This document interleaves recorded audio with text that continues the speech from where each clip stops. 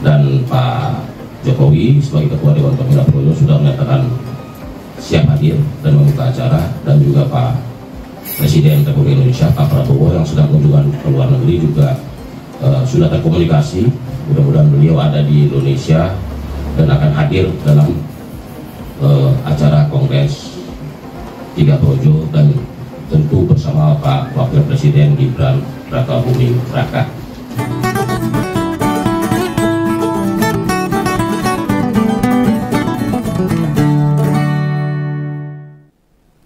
Hari ini tanggal 31 Oktober dan besok sudah tanggal 1 November. Artinya apa? Artinya Kongres ketiga Projo bakal digelar di Jakarta 2 hari, 1 dan 2 November. Itu rencana di Hotel Sahid Raya. Yang menarik adalah, akankah Jokowi selaku Dewan Pembina Projo bakal bertemu dengan Presiden Prabowo dalam kongres tersebut? Loh, kalau rencana Projo, mereka mau ditemukan di sana. Dan yakin atau percayakah kita di acara tersebut juga bakal dihadiri sama Presiden Prabowo sekaligus Wapres? Loh, yang pasti loh, kemarin malam Pak Prabowo itu wis mabur ke negeri ginseng. Kunjungan di Korea untuk sebuah acara KTT OPEC. Agendanya hari ini sama besok. Artinya besok atau Minggu tanggal 2 ada peluang hadir juga sebenarnya di kongres itu. Tinggal kita lihat saja apakah Jokowi itu di Kongres Projo pas hari Sabtu besok itu atau malah minggunya. Nek pikiranku loh, Pak Prabowo tidak akan hadir. Dan andai memang datang akan meminta tidak ditemukan sama pendahulunya itu. Ini bukan konteksnya lagi musuhan, enggak. Sudah tidak dekat, enggak. Atau wis gak sejalan. Atau sudah enggak besti lagi. Lalu mau bagaimanapun, Presiden itu merasa masih banyak rakyat menilai dirinya berada dalam pengaruhnya Jokowi. Dan itu selalu yang diomongkan masyarakat itu begitu. Mosok Pak Prabowo nggak terasa sih digituin. Yang beginian tentu bagi seorang politisi itu malah sesuatu yang merugikan. Ditambah chain buat turun kontestasi masih dipunyai. Lah kan sekarang yang mengendalikan pemerintah itu kan Pak Prabowo. Kenapa Jokowi masih dinilai megang kendali? Nah, ini yang terus dirasakan oleh Pak Prabowo menurut Begawan. Nah, selain Presiden, Wapres juga turut diundang itu di acara yang dibuka mulai besok. Dalam kalkulasi ngompol, kemungkinannya sih kecil.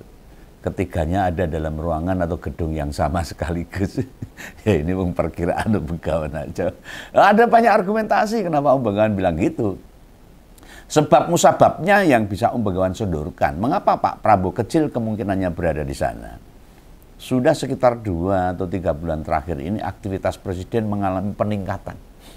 Belum lagi sekarang ini situasi akhir tahun.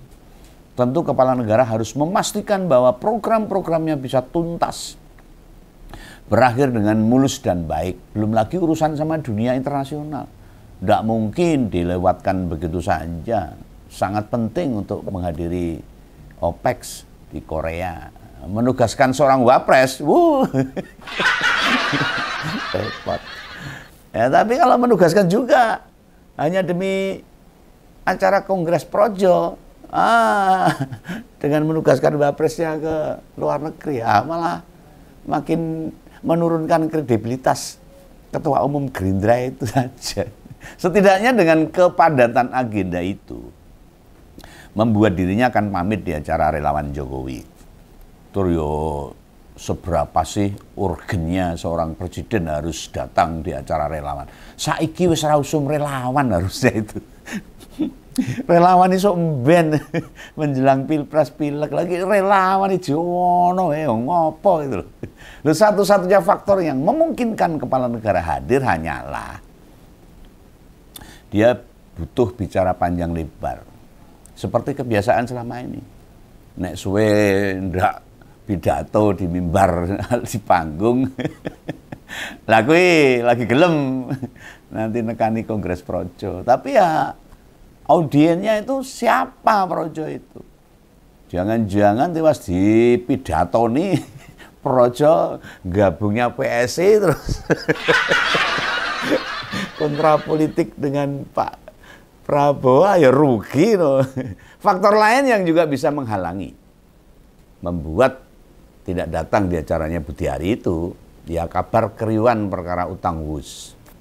Lu mau bagaimanapun presiden ngerti ini proyek tinggalannya Jokowi dan selalu dibela-belain sama Budiari dan kawan-kawannya, dibelain sama relawannya. Masa yang gini dia mau datang dan sekarang lagi jadi sorotan loh.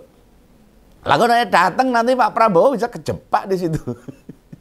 Kalau ditanya masalah kereta api Wusan, ini analisa kawan aja. Andai hadir, dia pasti cerita itu perihal aktivitasnya, juga hubungannya sama Wapres. Lah engko malah bakal ngomong, oh, saya akan dan seterusnya. Termasuk beban utang WUS. Itu pasti dia ketahui, paham Pak Prabowo itu.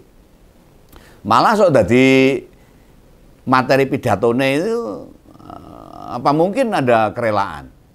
Nah, kalau materi pidatonya tentang WUS yang membongkar-bongkar masalah WUS kan ya ora rela. Anggaran negara dipakai buat nalangi cicilan kereta WUS misalnya. Lu atas beban kereta cepat itu pasti Pak Prabowo akan bicara panjang lebar yang akhirnya nyenggol-nyenggol kereta api cepat itu sekarang jadi sorotan secara nasional. Itu tinggalan pejabat sebelumnya itu. Nah, menurut Menko Perekonomian, akibat pemberitaan kereta WUS ini membuat Presiden akan menggelar rapat khusus buat menyelesaikan ini loh. Tinggalannya Jokowi ini loh.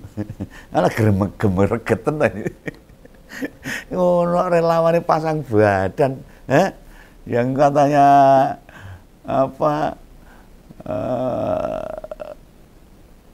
apa ya namanya, buah tangannya Jokowi yang paling bagus atau prestasinya Jokowi yang bagus itu kereta WUS. Aduh halu dah ini. Nah bila begini keadaannya, mungkinkah dia bersedia hadir? Berada di satu ruangan dengan Jokowi yang saat ini disorot sebagai orang yang punya ide kereta cepat WUS yang akhirnya menjadi beban negara, ditambah argumentasi mantan presiden yang menyebutkan jika WUS dianggap sebagai investasi sosial. Aku nggak bisa nggak bayangin ini, rasa bayangin ini apa yang dirasa sama Pak Prabowo itu kalau mendengar omongan inisiator kereta cepat. Iya Pak Jokowi itu.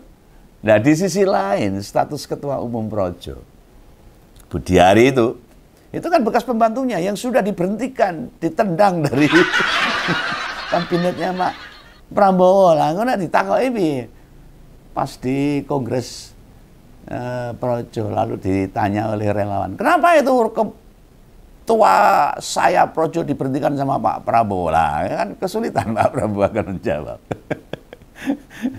Dan tidak diketahui apa penyebabnya kan ketika diberhentikan. Kalau Pak Prabowo hadir, ini bisa membalikkan persepsi rakyat. Jika Prabowo masih butuh Budiari, ini kan bahaya. Ternyata kepala negara tidak bisa jauh sama jauh serta lama tidak dekat dengan orang-orangnya Jokowi, termasuk para relawannya ini. Padahal relawannya Jokowi yang sisa-sisa ini kan bermasalah semua. Masa Pak Prabowo mau berdekatan dengan relawan-relawan yang bermasalah? Mau deketin Noel, Sylvester, dan yang lain-lain itu, yang jadi ketua umum Termul. Dan silahkan dinilai bareng mari, di masa mendatang, mungkinkah Projo tetap setia mendukung Prabowo? Kita lihat aja. Apakah masih relevan menilai bila organisasi relawan ini adalah elemen yang diperhitungkan dalam kancah politik, dalam pertarungan politik di masa mendatang? Menurut Begawan, era kerelawaan politik hanya sukses di periode 2014 dan 2019 saja. Yang kemarin di Pilpres 2024 sebenarnya tingkat pengaruh relawan dalam kemenangan Prabowo tidak signifikan. Banyak yang tidak turun atau bergerak di lapangan. Menangnya itu ya karena sembako. Di 4 tahun ke depan, fungsi dan eksistensi organ relawan makin tidak kelihatan. Masyarakat itu makin jengah dengan tingkah pola relawan. Ternyata bukan relawan mereka. Kenyataannya apa? Mereka memburu jabatan, memburu posisi. Nggak ada yang rela betulan itu. Akhirnya tenggelam sama berita kehidupan rakyat yang semakin susah. Nah, Jojo yang sing marahi susah relawan ini. Sing marahi BCI Kalau sempat tercatat loh, ada 3 petinggi relawan mendapat kedudukan di pemerintahan atau jadi komisaris. Ya, itu hanya kebetulan saja. Istilahnya hadiah dari pemenangan pemenang Pilpres kemarin itu yang akhirnya banyak bermasalah juga kan.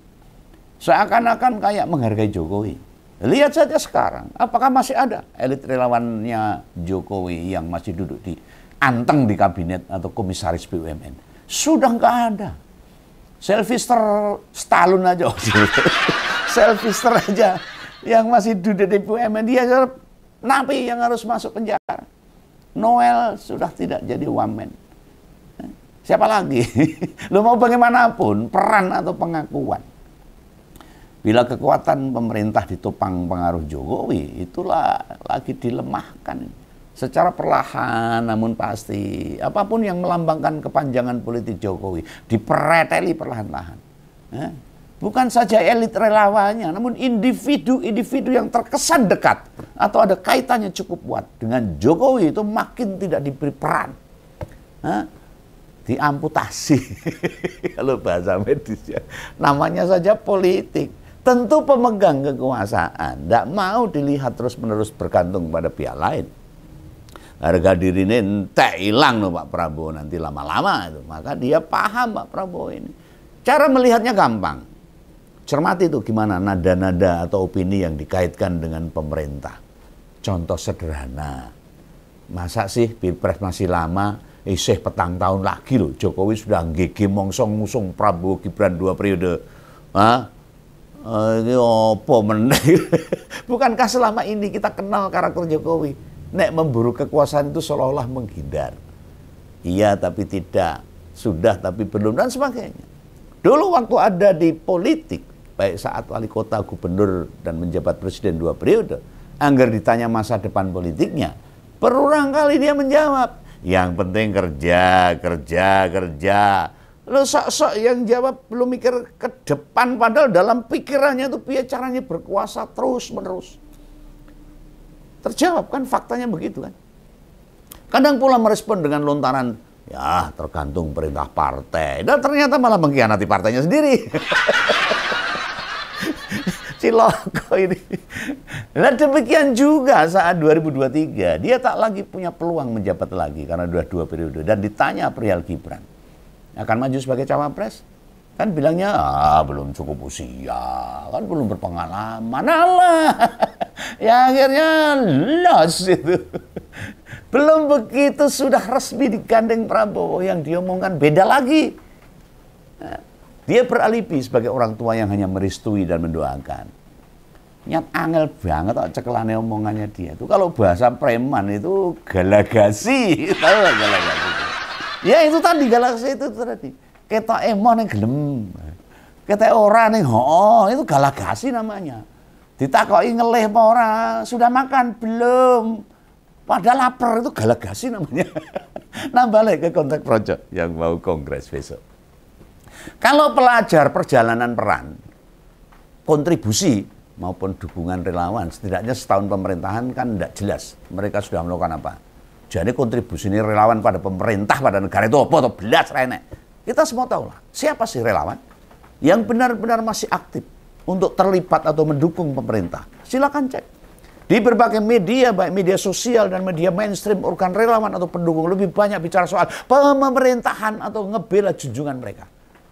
Selalu membela junjungan mereka, pasang badan dan sebagainya. Saat pemerintah kepayahan mengkanter keracunan MBG, kan tidak terlihat tuh. Siapa bicara langkah pemerintah mengantisipasinya? Apa kata-kata relawan? Apa yang diberikan sumbangsih relawan kepada pemerintah untuk mengatasi MBG keracunan ini. Kemudian waktu demo-demo marak terjadi di berbagai kota, waktu akhir Agustus sampai September, bisa sebutkan siapa relawan ngebela pemerintah? Yang terbaru isu tentang utang kereta cepat, siapa konsisten mau pasang badan buat backup? Apa yang dijalankan pemerintah? Lagi hujan ini. Jikapun ada, fokusnya relawan bicara bus, itu lebih menekankan ini proyek mercusuar demi harga diri bangsa. Kata relawan, persepsi yang mereka kembangkan lebih banyak bicara jasa-jasa Jokowi ketimbang berdalih perkara pembelaan kepada Prabowo. Sikap pemerintah sendiri dilalai antara pejabat satu dengan yang lain, ora kompak gitu loh. Makin mudahlah buat relawan menjauh atau tidak mau ngebela pemerintah. Nah, toh, padahal kita sama-sama tahu, Pak Purbaya sebagai Menteri Keuangan sudah menyatakan duit negara tidak akan dipakai buat nyicil utang WUS. Dengan demikian, itu menandakan para relawan tidak peduli kritikan-kritikan yang ditujukan ke pemerintah. Coba sekarang bandingkan relawan yang ngomong, membela isu ijazah Pak Jokowi sama Gibran. Kan tetap muncul terus dan dari unsur relawan. Kayak tidak ada habisnya. Ngomongnya yang ngawur aja. Kalau klaim mereka, semua relawan Jokowi memberi dukungan penuh ke pemerintahan Prabowo. Seperti yang dilakukan oleh mantan presiden Pak Jokowi. Dan kita tahu, seorang Jokowi itu kondisinya terpaksa, kepeksa buat dukung Prabowo dalam tanda kutip. Laneran dukung, wah anaknya kena disingkirkan. Tanpa itu pun kita sendiri kan ngerti. Sekarang aja Gibran ngapain? Ora jelas. Nyatanya itulah situasi perelawanan ndak menentu blas. Apa peran relawan sebenarnya dalam kancah politik di Indonesia ini? Jane ora kanggo. Berbagai kondisi-kondisi demikian yang bagi Bengawan. Esok hari kongresnya Projo akan anyep-anyep saja. Orang sing gumun. Projo sudah sekedar organisasi. Bargaining politiknya ya wis ora enek. Emang siapa yang ada di pemerintahan? Organ relawan bakal secara perlahan dikempesi, digembosi. Tidak ada ruang lagi buat dapat tempat. Riuhnya relawan hanya di medsos saja itu. Di YouTube, di grup-grup WA. Nah, dalam kehidupan nyata, mereka itu bukan siapa-siapa. Andai Projo beneran bisa kongres, itu tak perkirakan jadi kongres terakhir sebelum organisasinya bubar. Organ relawan yang lain sudah banyak yang nggak jelas. Nggak ada tuh aktivitasnya sekarang. Apalagi kemarin katanya muncul lagi relawan baru membela Gibran, padahal orangnya cuma 2 tok. Ya oke lah, kita tunggu aja apa yang akan terjadi tentang relawan-relawan yang tersisa di akhir-akhir tahun ini. Jangan salah paham, salam Bengawan. Dadah.